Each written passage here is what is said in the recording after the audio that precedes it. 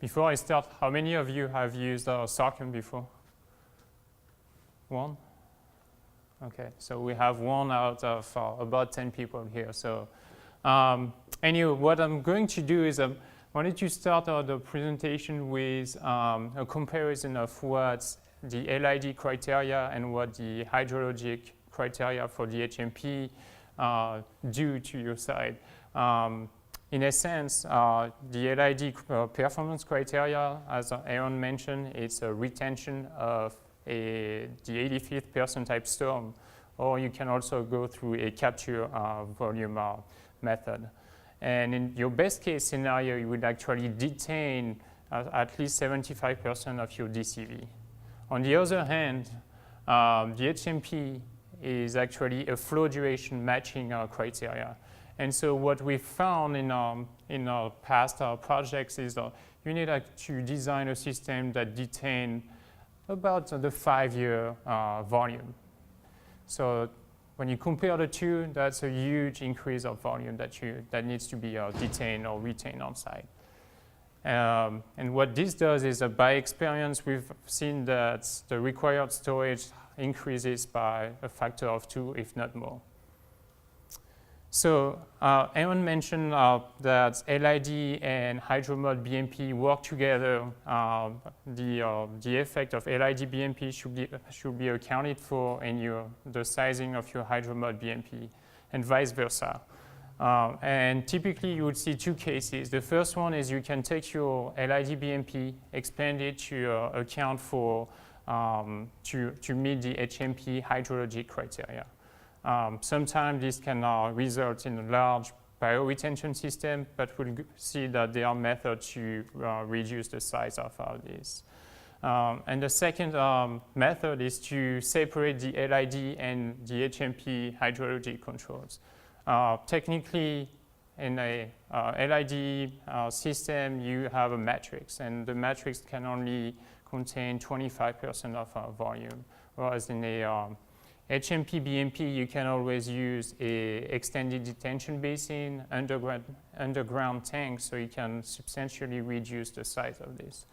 So all of this have to be taken into consideration by the designer.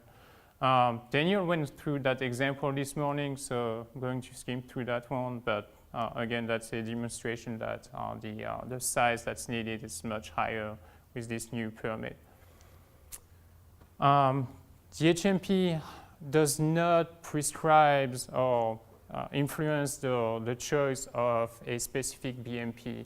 In the section that's related to the BMPs, what it says is that any designer should look at the TGD, look at what's in Appendix 14 of the TGD, and see what works best for the site. As long as the hydrologic criteria is met, you don't necessarily need to have one specific type of BMP. So a few of these are the credits for hydrologic source controls that should be accounted for, infiltration type BMPs, bioretention BMPs, and also I mentioned underground tank and similar. The design specifications and method that are in the TGD still apply. However, you want to expand your system so that it can meet the HMP criteria. And the condition on site will drive the selection of the BMP. So geotech constraints, you want always to minimize the footprint. That's the key factor for developer. And again, the site consideration. And we'll see that the county has developed, in coordination with the permittees, a tool to size these BMPs, or to help you guys as well as the permittee to review how these BMPs can be sized. The picture I have here is a picture that was put together by Geosyntech, and Aaron mentioned earlier the dual use of our basins. And the way this system works is it's a dual infiltration / extended detention basin. And so the dead storage is sized to account for the DCV. So the DCV will infiltrate the soil. And the first orifice that allows to control the flows for hydromud is set at the elevation that corresponds to the upper, the invert, the DC level. So that's a way to combine the two elements into one. As I mentioned, the county has developed a model, the SARCM model, which stands for the South Orange County Hydrology Model, and it is designed to assist the practitioner in sizing of BMPs on site. It is available from the county's website. Aaron actually just went through that page on the WQMP page. Two important resources that you would find on the website. The first one is the model guidance. It is also available for download for free. Last week we had JT mentioned that he had worked on a project where an architect who had not done any engineering work before went through the whole model guidance and provided good models to meet the hydromud criteria. So it's fairly self-explanatory. Take a look at it if you haven't. If you are a plan checker, what you will see is the reviewer checklist. And that checklist is found at the end of the model guidance. And it's a list of 18 questions that the developer of the model Clear Creek Solution put together. And what it does is it helps you verify that the site as well as the BMP are mitigating flows to meet the hydrologic criteria. Since we only have one person who has used our SARCM, I'm going to spend a little bit of time on the general steps that someone, a developer or modeler, has to go through to use our SARCM. Basically, you can probably synthesize that into 5 steps. The first one is to locate the location of the site and select the appropriate rain gauge station. There's a coastal rain gauge station. There's a inland / mountainous regional rain gauge station. Here we're probably in the mountainous region of Orange County. The second step consists of defining the condition in the pre-existing natural environment. And the third step is the similar, although you will define what the conditions are in the post-development side. Typically, step 2 and 3 are very similar to what you will find in a hydrology and hydraulics report. So it will be the same breakdown of land uses, soil types, slopes, acreages, so forth.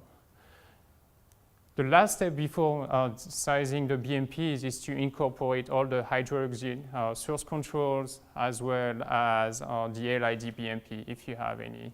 Take your credit for this. If you have any incidental infiltration, that will help with the sizing of your HMP BMPs.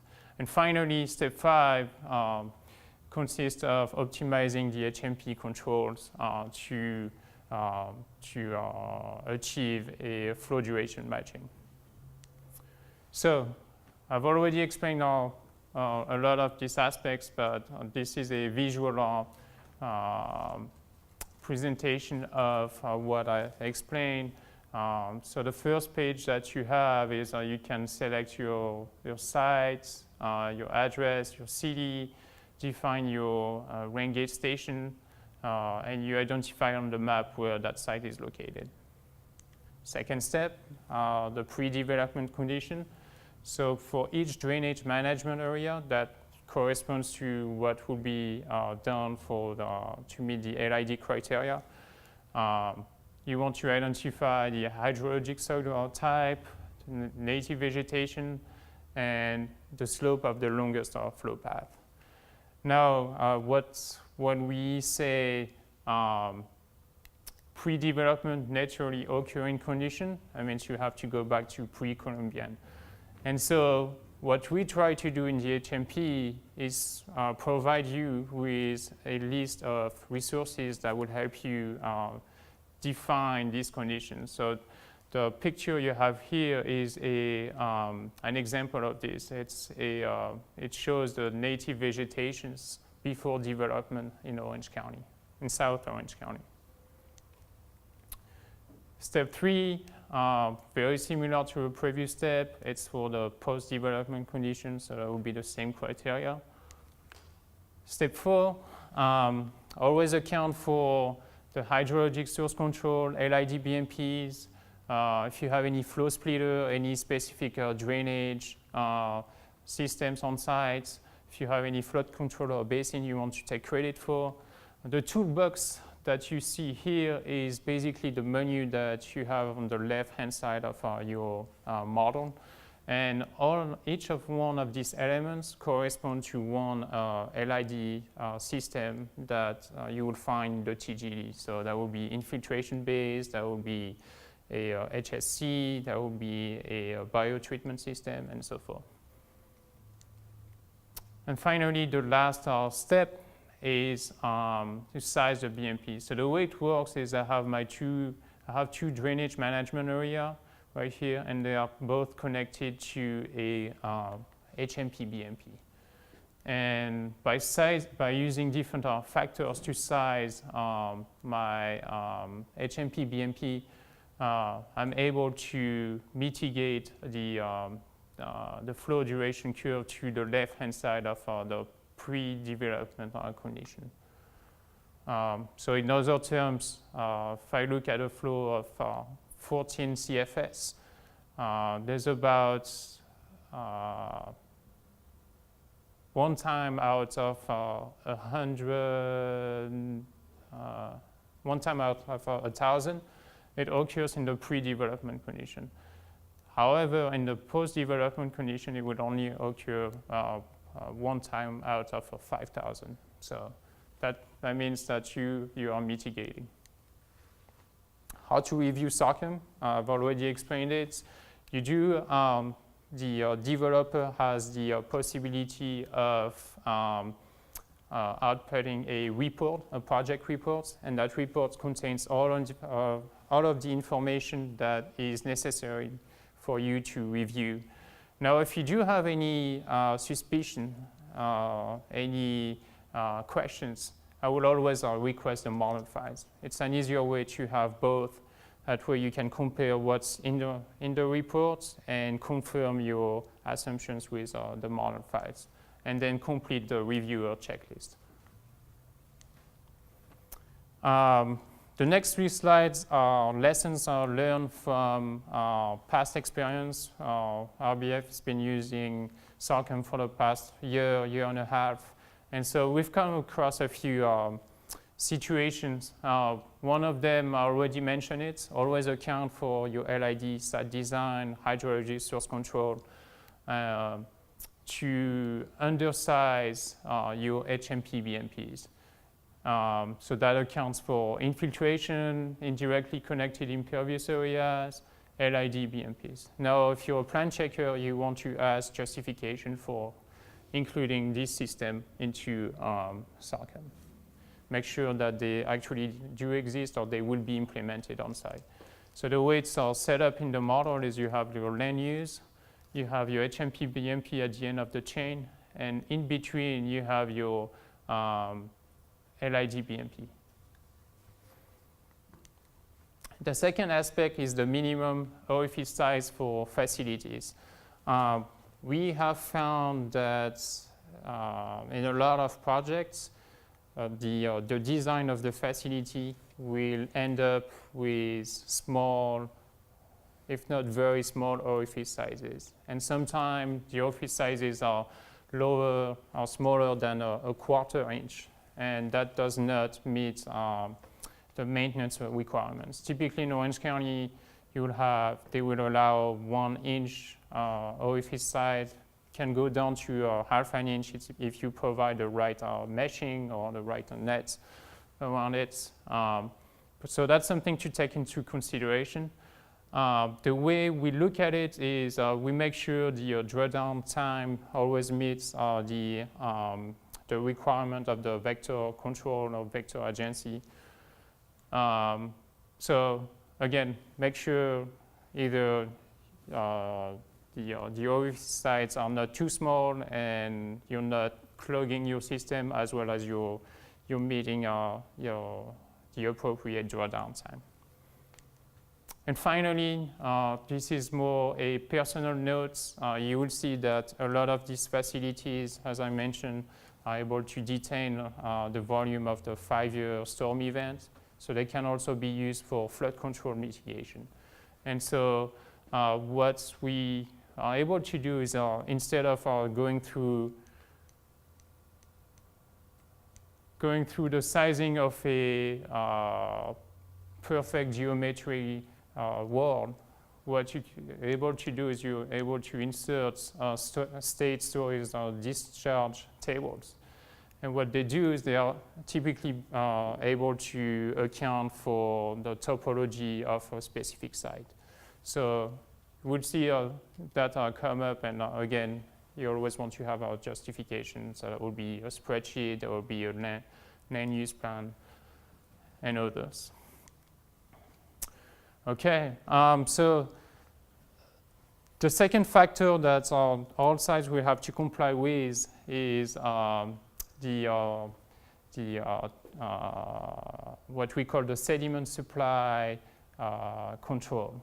And what this is we try to find a way for a developer as well as a plan checker to easily go through steps that will ensure that the sediment loss on a site will be mitigated. And the way this works is, Dan mentioned all the overall questions, but the first question that you ask yourself is the portion of a site a significant supply of bed sediment to the receiving water? And this is getting broken down into 3 sub-questions. The first thing that you do is you compare the sediments that you have on your site to the sediments that you have on your stream. And then you compare them. And you say, are they the same? So there are ways to do that. The first one is that I can think of is the 100 count pebble. The second one is what geologists call a photogenesis, which consists of looking at the radioactivity between the sediments on site and the one in the stream. So these are fairly easy method to apply, and I'm going to go through an example in a few minutes to demonstrate that. Second question that you want to answer is, are the sediments that are on my site able to reach my downstream receiving water? So the way this works is you would observe your sites, and if you see any first order streams, if you see any significant slopes, and there's bed core sediment on your site, based on the geological and topologic condition, you'll be able to make an assessment of whether there's a high probability for this sediment to reach the downstream receiving water or not. And finally, the last step is to ensure that the existing condition of the downstream receiving water are not will not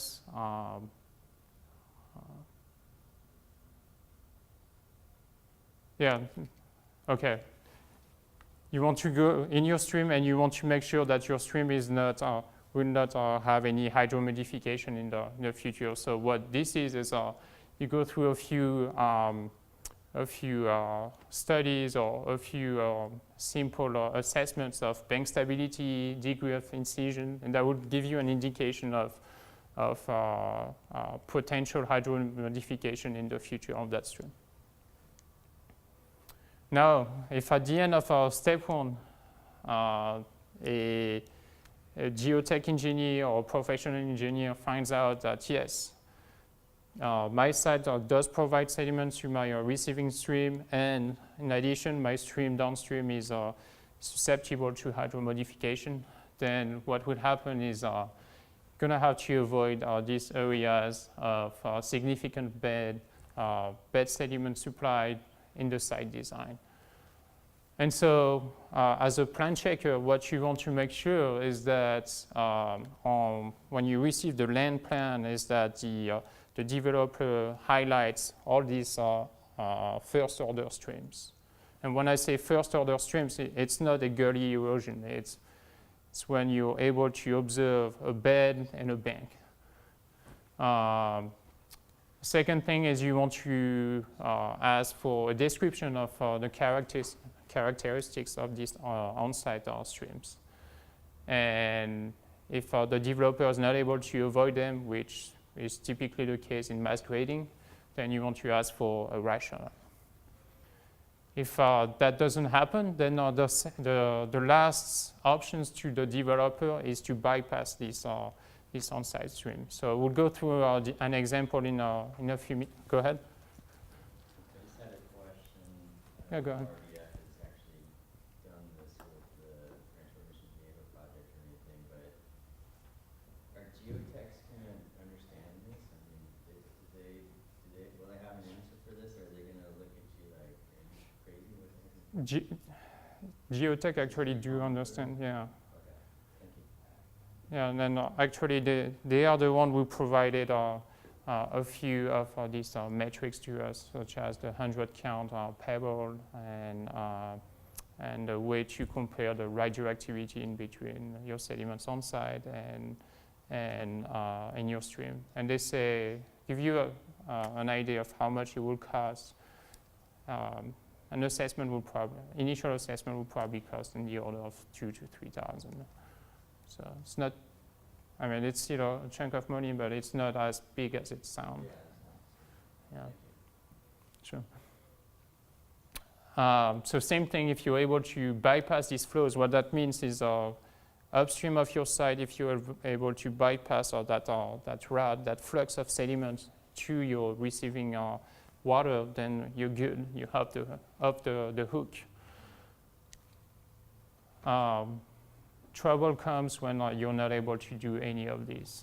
And that's where you have to spend an extensive amount of time and money to model sediments in your receiving waters, make sure that by cutting the flux of bed sediment to your stream, it is not going to have any impact on the susceptibility or on the geomorphology of your stream.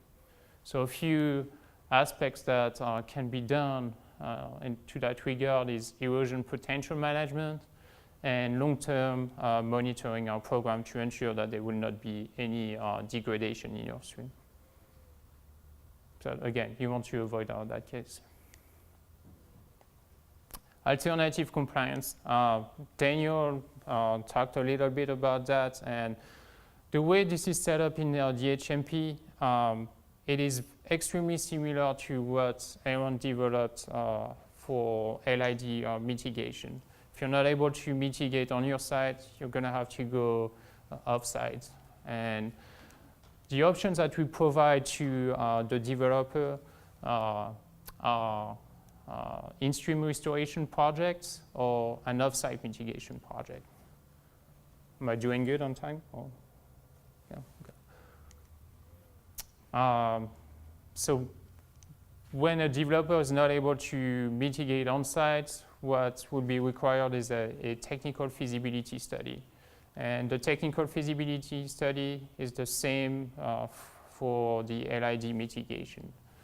It's the exact same. You go through infiltration testing, you talk about geotech constraints, groundwater condition, and so forth. The equivalency of an upstream mitigation system, basically when you do an upstream mitigation system, you want to see that projects occur within the same stream channel system. If not, that will be within the same hydrologic unit. The second thing you want to consider is that regional system or off-site mitigation system has to be able to mitigate the incremental amounts of runoff generated not only by its own drainage area, but also by the site that is being offset.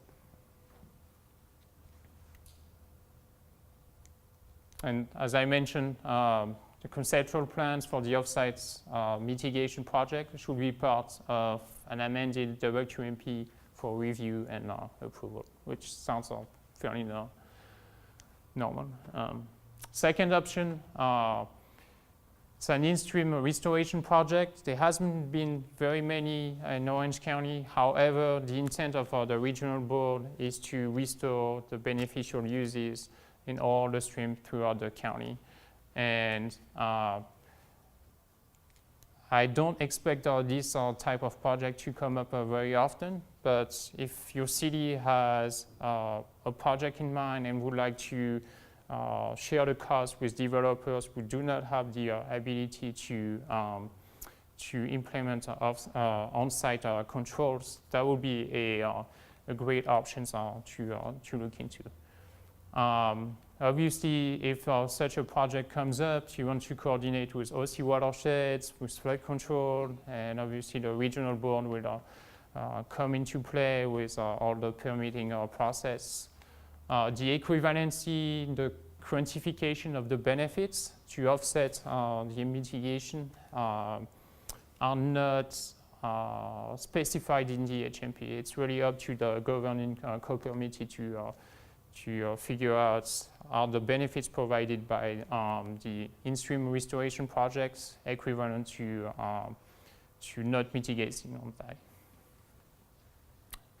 So I've got an example here of restoration of Narco Channel, which is right downstream of the Sulphur Creek basin in Laguna Niguel. This project was completed in 2008. The upper pictures, you see that you had a channel with a lot of riprap that got very degraded for the normal flow. There was also some geotech issues for the basketball courts that were right next to it, and obviously it wasn't a good habitat for the benthic communities. So the city as well as the county restored the channel and basically created a channel that actually it was, I'm sorry I used the word restoration, but the proper word would be rehabilitation. You're actually designing a channel to account for the flow that's existing, not the previous. But the new design of the channel has several plateaus that can sustain the flows of the ultimate build-out.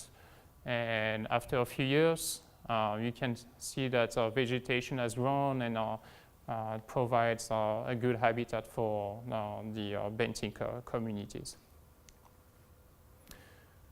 Before I go into the mini case study, any questions so far? No? Okay. I've got half an hour to go through that. We'll try to finish that in less time. As a side note, we wanted to develop a case study for Orange County now. When we heard that we would be part of that training, I was right when the government shut down. And so all the soil data, the rainfall data are unavailable at this point. So the good news is we developed a HMP for the Santa Margarita region in Riverside County. So I'm going to go through an example that was provided to them today. It is a hypothetical project in Riverside County near Temecula. So that's Temecula, that's the I-15 right here. And that takes you to the vineyards.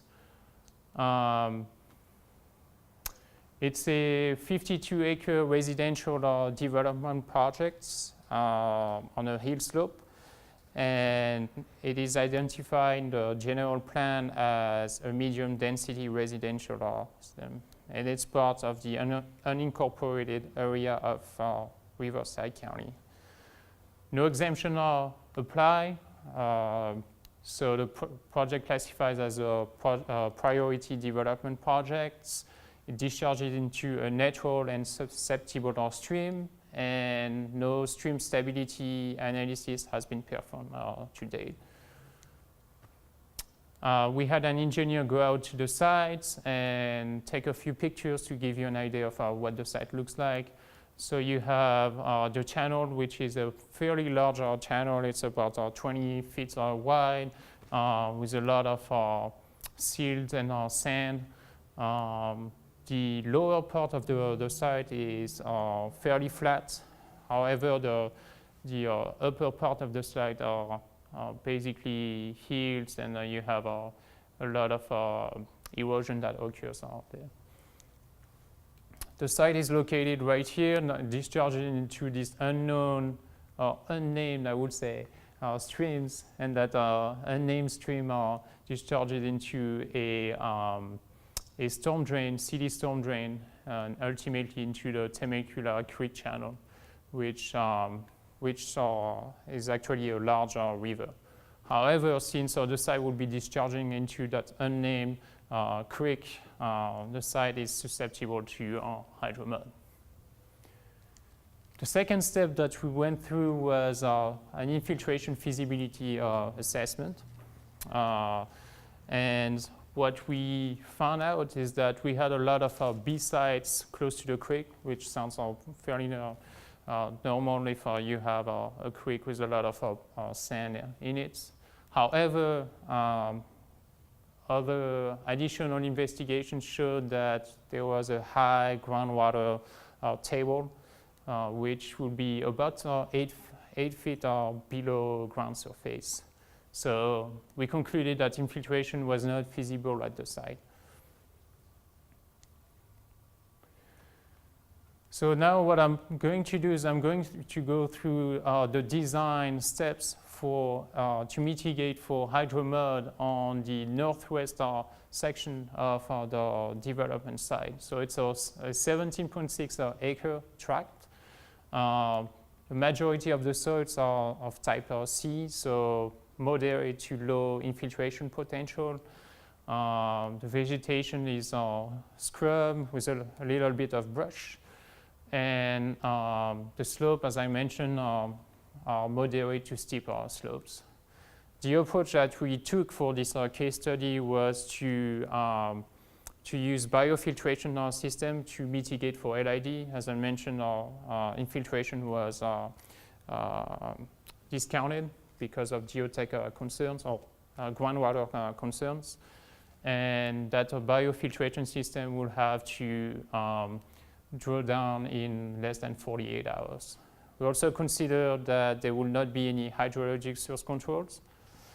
And so finally, the final design will be 3 biofiltration systems that will be distributed throughout the sites. And downstream of that site, so in the left bottom corner, there will be a EDB for flow mitigation. So Aaron already went through that assessment, but basically for LID compliance, we looked at the simple sizing method, and for bioretention, we'll get a total combined footprint of less than a third of an acre, so 0.28 acre. What I mentioned earlier is the benefits of LID BMPs should always be accounted for.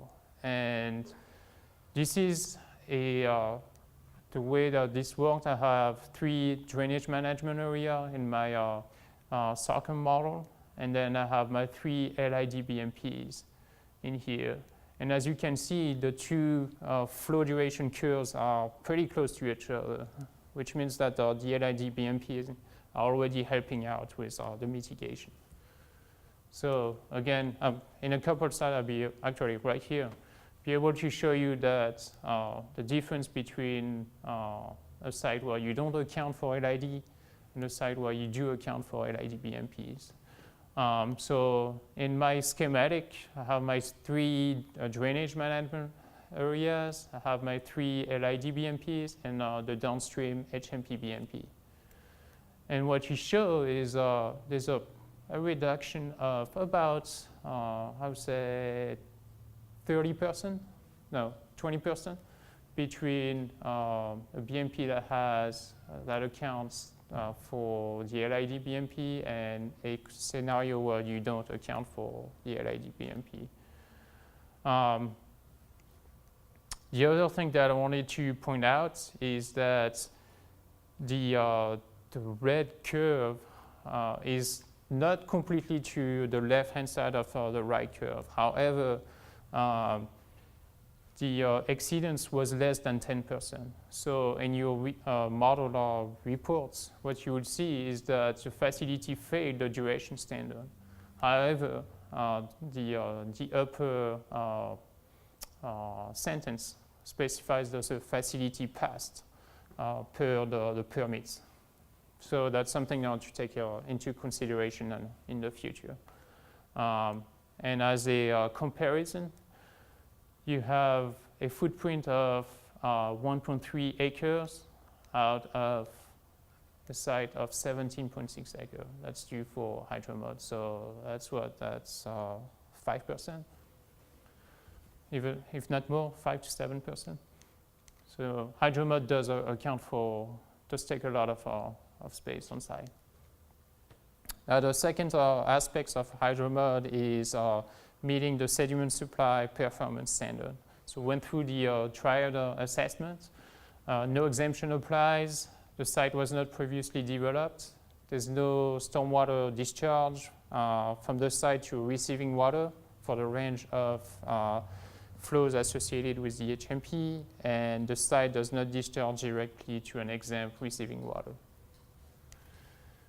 All right, so what the engineers did is he went out to the site, did a 100 count pebble. What this is an engineer or person that takes 100 steps, and every footstep will pick the first grain that's closer to a shoe and keep that grain. And at the end, what this does is you get and then you measure each of these grains, and you get a distribution of the sediments on your site, on your stream. So it's a very simple method, but that gives you a fair representation of what sediments you're dealing with.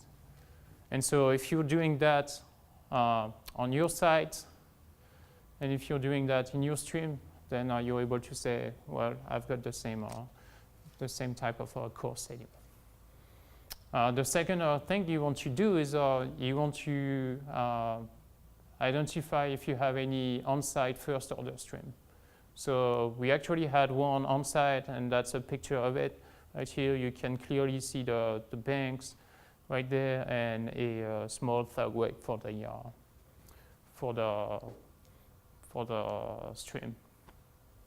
So the response is the bed material on site the same as for the receiving stream. In occurrence, in our case, it was yes, it was. Second question is, are on-site streams capable of delivering the site bed material to the receiving stream? So look at the topology of your sites, a few other factors, rainfall factors. So the upper slopes are sediment source, on-site first-order streams. The actual first-order stream that we observe runs for about 1,000 feet at a 4% slope, and it can even reach 10% in the upper reaches.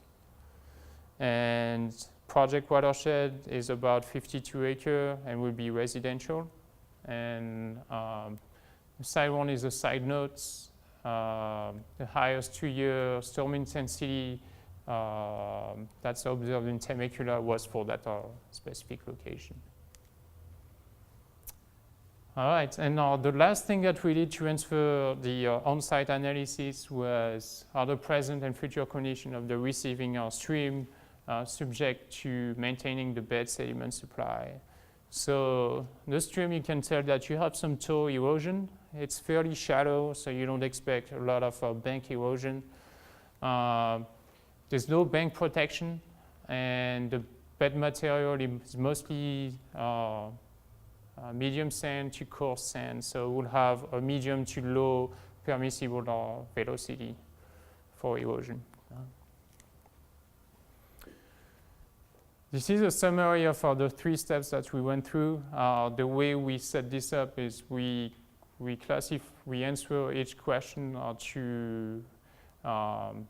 we assign a rating of high, medium, low to each of these questions, and at the end, try to come up with a final response to the overall questions. And the response was yes, the site is a significant source of bed sediments, and all stream must be preserved or bypassed. So that particular on-site first-order streams that goes to the unnamed creek downstream must be avoided in the design. And what that means is a developer can either develop on the left-hand side and the right-hand side of the other side. If the last thing is if the developer decides to mass grade the whole site and fill the creek, then what will probably have to happen is there will be some type of bypass at this point that will go all the way down to the stream to maintain the flux of bed coarse sediment that are receiving our creek. So it's a very subjective, very simple way of looking at it, but I think that's something that's accessible to all of us. You don't have to go through a geomorphologist. There are not a lot in Southern California to get through that assessment, but obviously mass grading is something to be looked at. So before you leave, I think I'm actually right on time. I'll give you a few key takeaways. The interaction between LID and hydromud. LID and hydromud are 2 separate requirements, but the mitigation should be thought as an integrated approach. One serves the other and vice versa. LID site design principle contributes to HMP mitigation. We've seen that it did have an effect on not only the case study, but also other projects that we went through. And finally, for you who review and plan check, you want to always advise to investigate hydromud early in the process to the developer, always. That's very important. And if you have a large development site, you want to make sure there's no stream on site. If there is, if mass grading comes in, that's where a lot of these high-end studies will have to be put together. So with that, I will take any questions. Go ahead. On the first order stream, who, again, is it the geotech? I guess who's qualified to make that determination on the first order streams? It's a very subjective questions. A lot of typically the geotech that folks are going to rely on. Yeah. The geotech should be qualified to be able to make that determination. I mean, if you have a geomorphologist, that's great. That's even better. But geotech should be able to make that determination. Thank you. Yeah. And one other quick one. Did I understand you correctly back when you were doing the design calcs on the size of the orifice? If it's below ½ inch, you just ignore it and size it up to back up to ½ inch just to make it feasible working facility and ensure that it doesn't get clogged. Is that what? Yeah, that's typically what we've done in the past is we have modified the design to make sure that I need to find the slides here. we've modified the design to make sure that the drawdown time and a minimum of half an inch OFE size will be met. Now, if we've come across a couple of cases where this wasn't feasible, just because there wasn't enough head to meet the flow duration matching. And that happens on very small sites where the pre-development flows are ridiculously small. So you're talking a sense of a CFS. Yeah. And so in that case, yes, we will actually keep the maintenance standard as primary.